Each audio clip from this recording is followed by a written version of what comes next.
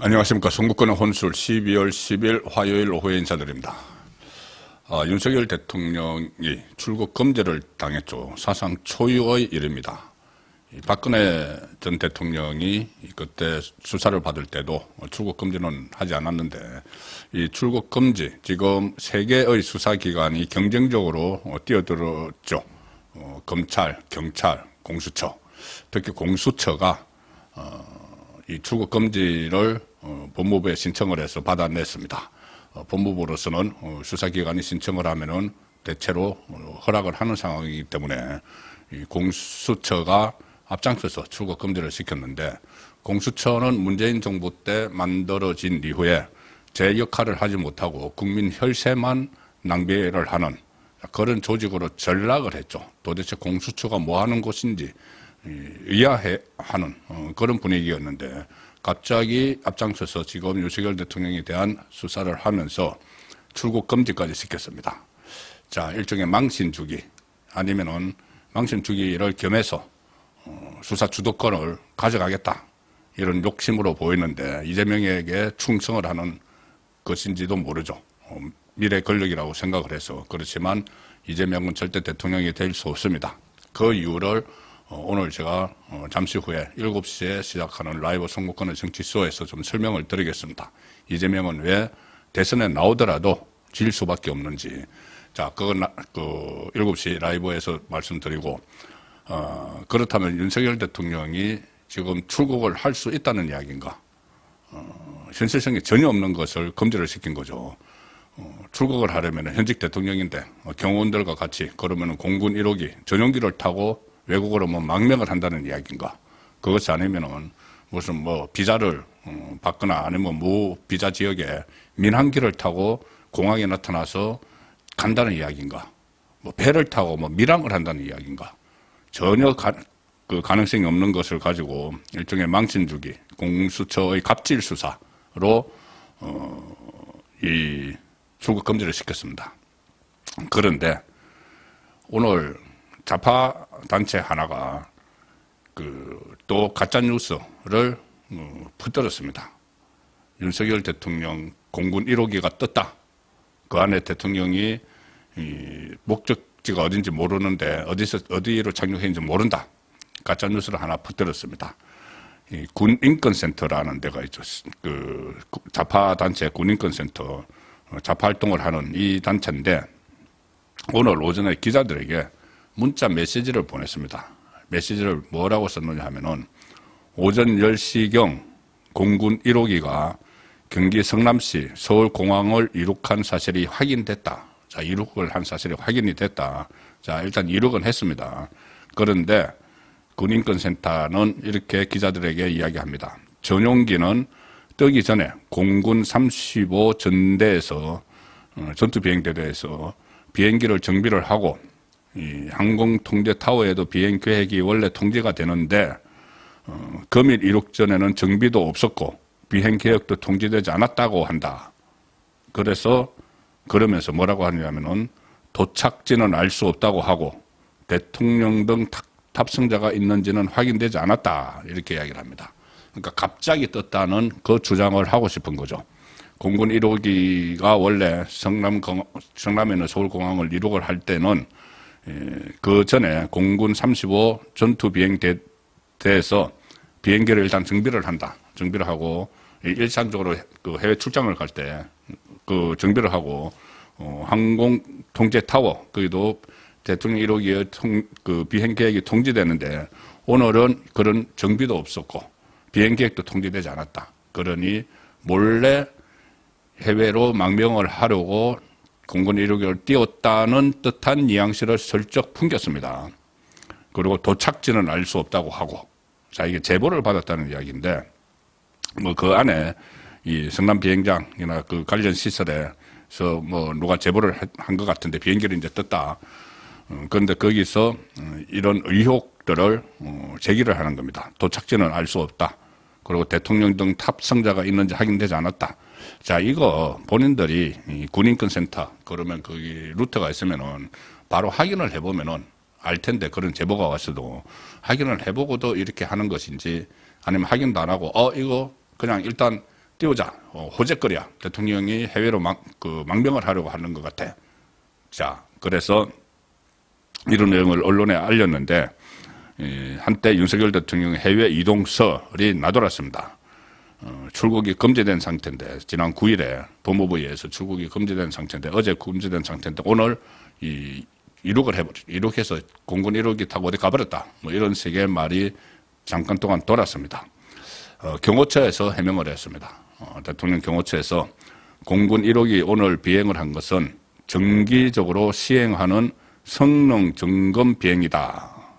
자, 성능 점검 비행이다. 그러니 이 항공 통제 타워 비행 계획 같은 것을 뭐 일일이 통제하지 않았을 수도 있고, 비행기 정비는 통상적으로 하는 거니까 뜨기 전이라고 별도로 또 하지 않았을 수도 있다. 그래서 성능을 점검하는 비행이다. 그러니까 안에 뭐 대통령 부부 전혀 뭐 없었죠. 그리고 경호처는 확인되지 않은 일방적 주장과 추측성 보도를 자제를 해달라. 이렇게 또 간곡히 요청을 하기도 했습니다. 자, 이렇게 되는 군인권센터, 좌파단체, 아니면 말고 식이죠. 이렇게 다시 기자들에게 문자 메시지를 보냅니다. 이런 소동을 일으켜놓고는, 확인도 안 하고 소동을 일으켜놓고는, 방금 공지한 사항은 팩트가 맞으나 비행기 떴다 이거죠. 전용기 내에는 대통령이 탑승하지 않았던 점을 확인했다고 밝혔다. 이 확인을 왜 다 기자들에게 다 보내고 나서 하죠. 자, 그래서 또 이런 해프닝으로 일단 끝났지만은 여러 가지 윤석열 대통령과 관련한 루머들이 막 나오고 쏟아지고 있습니다. 그것을 잘 구별을 하는 일이 필요해졌는데, 윤석열 대통령 지금 어떻게 지내고 있을까? 딱 일주일 지났습니다. 오늘이 화요일이니까 지난주 화요일 밤에 비상계엄령이 선포가 됐다가 수요일 새벽에 해제가 됐죠. 6시간 만에. 수요일 새벽에 계엄 해제를 알리는 담화를 녹화를 한 것을 발표를 했고, 그 다음에 다시 윤석열 대통령이 대중 앞에 나타난 것이 지난 토요일이죠. 토요일 날, 7일 날 그때 대국민 담화를 발표를 했습니다. 윤석열 대통령에 대한 탄핵안이 표결이 오후 5시에 하기로 됐었는데 아침 10시에 담화를 발표를 했죠. 담화를 발표해서 임기를 포함해서 국정 안정화 방안을 정부와 당에 일임을 한다 이렇게 이야기를 했고, 그 다음에 한동훈 대표와 한덕수 국무총리가 회동을 하고, 그래서 그 이후 지금까지 쭉 이어졌는데, 그 다음에 윤석열 대통령의 공개적인 모습이나 아니면 용산에서 어떻게 지내고 있다 이런 말은 없습니다.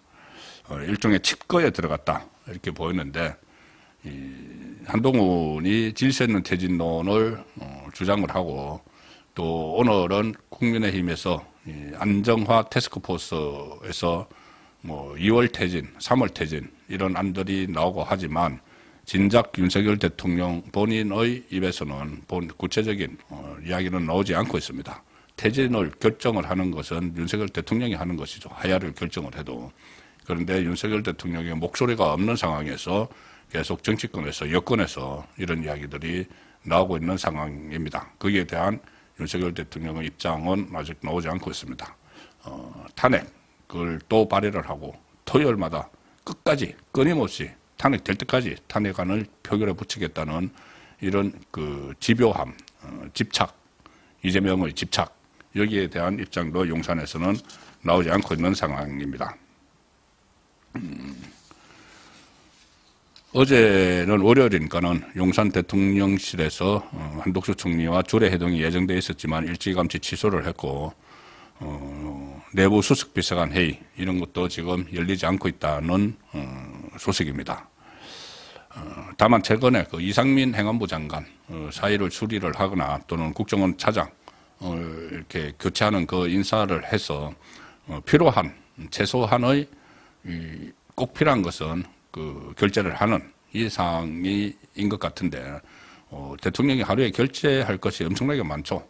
자, 어느 선까지 결재를 하고 있는지 이런 것도 지금 확인은 안 되고 있는데, 자, 대통령실 참모들도 지금 상당히 뒤숭숭한 분위기죠. 맡은 바 이렇게 묵묵히 역할은 다 하고 있는 것 같은데, 일단은 백그라운드 브리핑이나 뭐 그런 것도 지금 열리지 않고 있고 어떤 국정과제, 현안 여기에 대해서 브리핑이나 언론 공지 이런 것도 다 뚝 끊긴 상태입니다. 참모들은 지금 정상 출근을 하고 있지만 뭐 일이 손에 잡히지 않겠죠. 그래서 앞으로 어떻게 될 것인지 그 대책을 서로 이야기를 하고 또 강제 수사 이야기가 벌써부터 막 나오고 있습니다. 윤석열 대통령을 뭐 소환한다든가 아니면은 압수수색을 시도를 할 것이다. 용산에 대해서. 또 관저에 대해서도 압수수색을 할 것이다. 뭐 출국 금지까지 시켰으니까 거기에 대한 대비책도 지금 논의를 하고 있는데 뭐 정진석 비서실장을 비롯해서 핵심 참모들은 매일 회의를 갖겠죠. 매일 회의를 해서 이 대책을 수기를 할 거고 윤석열 대통령과도 아마 머리를 맞댈 겁니다. 그냥 직거한다고 아무것도 하지 않고 있지는 않겠죠. 자, 그런데 그것이 밖으로는 나오지 않는 그런 상황이고 그동안 용산 참모들은 텔레그램을 사용했는데 아주 보안성이 강하죠. 카카오톡 대신에. 그런데 텔레그램을 탈퇴를 아예 하거나 새로 깔고 있다. 그래서 용산 참모들과 텔레그램으로 대화를 해왔던 정치권 인사들이나 뭐 기자들이나 있죠.